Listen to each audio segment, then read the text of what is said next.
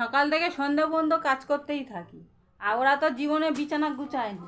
দুটো বাইরে বেরিয়েছে, একটা স্কুলে গেছে আর একটা কোন দরকারে গেছে। তার তো কম্পিউটারটা খারাপ হয়ে গেছে, গিয়ে সে তো তার মাথা খারাপ হয়ে গেছে, 1 মাসের উপর হয়ে গেছে, সে এখনও তো কম্পিউটারটা পায়নি। তাই কম্পিউটারটা আনতে গেছে। আমি বলি এই ফাঁকে বিছানাটা গুছিয়ে নিই। দেখো বিছানা না গুছিয়ে রাখলে ভালো লাগে, কিন্তু ওরা সেটা বোঝে না, ওরা হাঁটকে চটকে রেখে দেয়।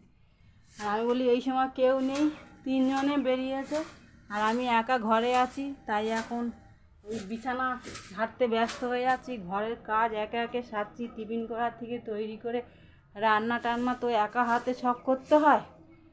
তাই এখন বলি বিছানাটা গুছিয়ে নিই। রেডি হয়েছি, স্নান করতে যাবো বলে, স্নান টান করে এসে ঠাকুর টাকুর তো দিতে হবে, ওই জন্য বলি এখন বিছানাটা সেরে নিই। তাই এখন বিছানাটা ঝাঁট। দুটো ছেলে দু জায়গায় গেছে, একটা স্কুলে গেছে, একটা কম্পিউটার আনতে গেছে। বলি এই ফাঁকে বিছানাটা গুছিয়ে নিই। দেখেছো, বিছানা গুছিয়েছি, ঘর গুছিয়েছি। একা একা থাকলে তো এটাই করি, কিন্তু ওরা থাকলে ঘর তো নিজেরা গুছায় না, অথচ বিছানা গুছিয়ে রাখলে হাঁটকে চটকে রেখে দেয়। আমার আবার ভাল লাগে না, কিন্তু কিছু করার নেই, ছেলেপুলে থাকলে তো বিছানা তো হাঁটকাবে। দেখেছো বিছানা পুরো সুন্দর করে গুছিয়ে রেখেছি, ওরা ঢুকলেই মানে সব হাঁটকে চটকে রেখে দেবে। ওই ঘরও গুছিয়েছি, এই ঘর বলি কেন বাকি থাকে, এই ঘরও সুন্দর করে গুছিয়েছি, দুটো ঘর গুছোনো।